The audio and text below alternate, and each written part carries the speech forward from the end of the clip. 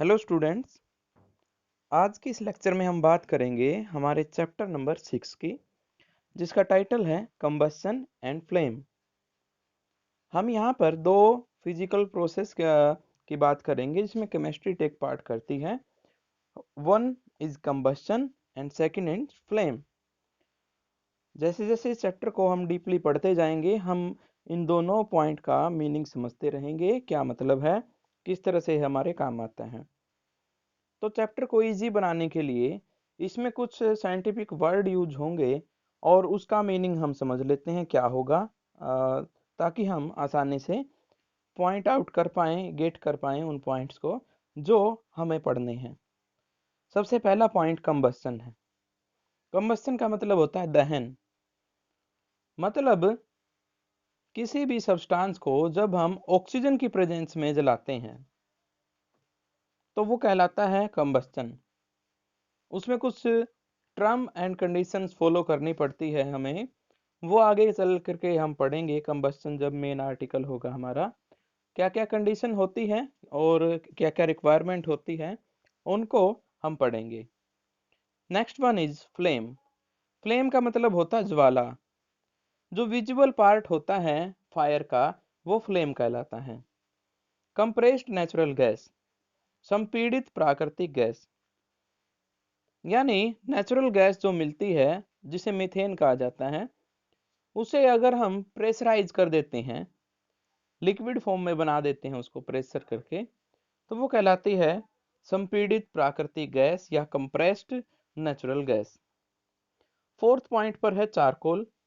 Charcoal का हमें पता है कोयले को कहा जाता है चारकोल। उसके बाद है कंबस्टिबल। कंबस्टिबल का मतलब वो सब्सटेंसेस जो ऑक्सीजन की प्रेजेंस में जल सकते हैं। आप सभी को पता है बहुत सारे सब्सटेंस होते हैं अलग अलग टाइप के। अगर हम कागज को जलाते हैं तो बड़ी आसानी से जल जाता है। वुड पीस को जलाते हैं वो भी आसानी से जल जाता है। प्लास्टिक को जलाते हैं वो भी जल जाता है। लेकिन अगर हम आयरन के किसी टुकड़े को जलाने की कोशिश करेंगे या किसी मेटल पीस को जलाने की कोशिश करेंगे, वो अलग तरीके से जो है बिहेव करेगा, और ये कहलाते हैं कंबस्टिबल सब्सटेंस जो आसानी से जल जाते हैं। सुपरविजन का मतलब होता है देख रेख।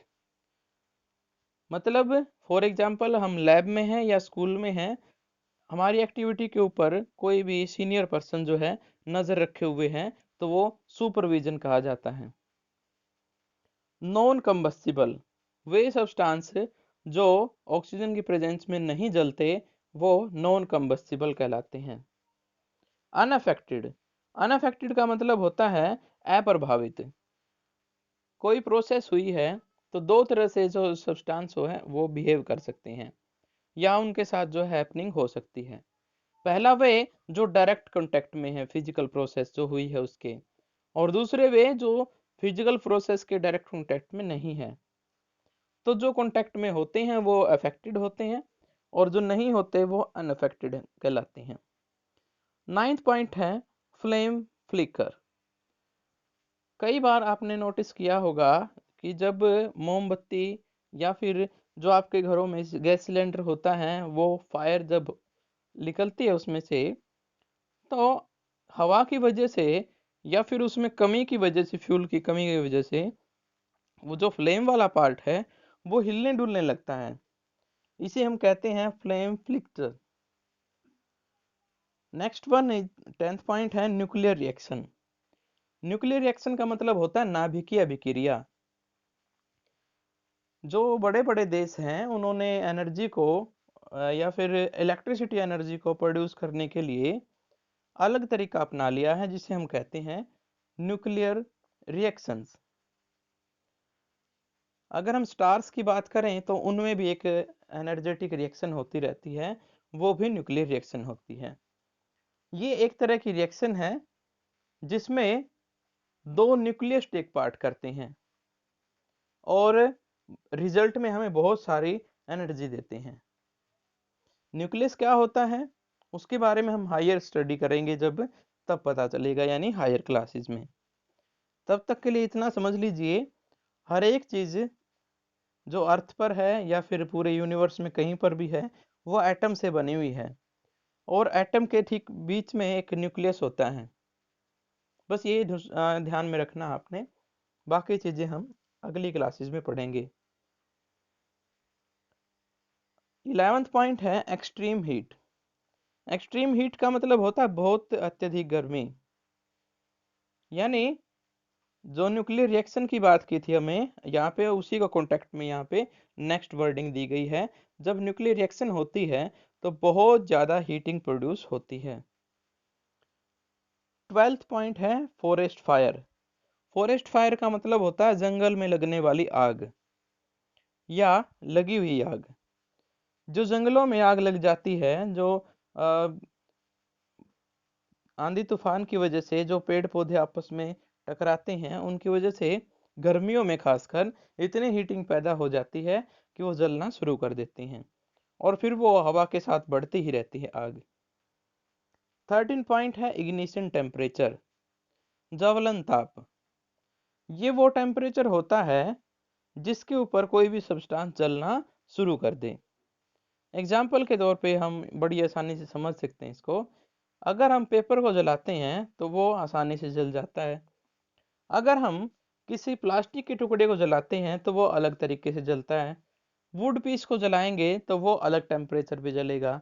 तो जिस टेम्परेचर पे जलना शुरू कर देते हैं वो टेम्परेचर कहलाता है इग्निशन टेम्परेचर। 14 पॉइंट है यहाँ पे रबिंग। रबिंग का मतलब होता है रगड़ना। कोई भी चीज दूसरे ऑब्जेक्ट के ऊपर अगर हम मूव कराते हैं वो कहलाती है रगड़, और इस प्रोसेस को रबिंग कहा जाता है, यानी रगड़ना। उसके बाद 15 पॉइंट है पाइन वुड। पाइन एक तरह का पेड़ होता है जो ज्यादातर पहाड़ी इलाकों में पाया जाता है, जिसे चीड़ कहा जाता है। और पाइन वुड का मतलब यहाँ पे चीड़ की लकड़ी होगा। 16 पॉइंट है इनफ्लेमेबल सब्सटेंसेस।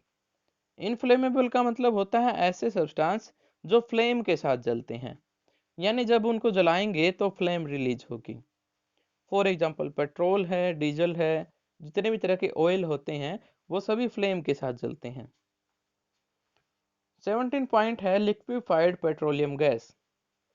पेट्रोलियम गैस जो खदानों से हमें मिलती है, जहाँ पे कोयला पाया जाता है वहीं पर ये गैस भी पाई जाती है।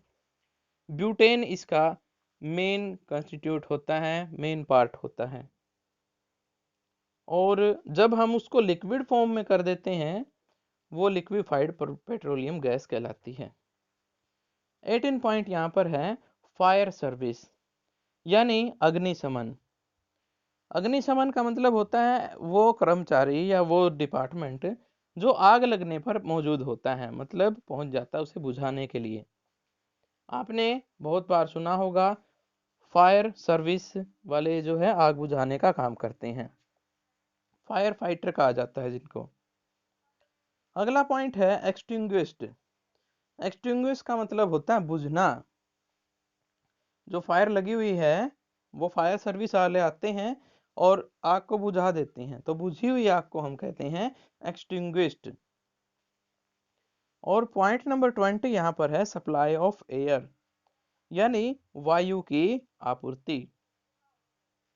आपूर्ति का मतलब होता है कोई चीज रेगुलरली मिलते रहना, वो कहलाती है सप्लाई ऑफ एयर, यानी वायु की पूर्ति। तो आज के लिए हम इतने ही पॉइंट करते हैं, आगे वाले पॉइंट हम बाद में पढ़ेंगे। Okay, all the best.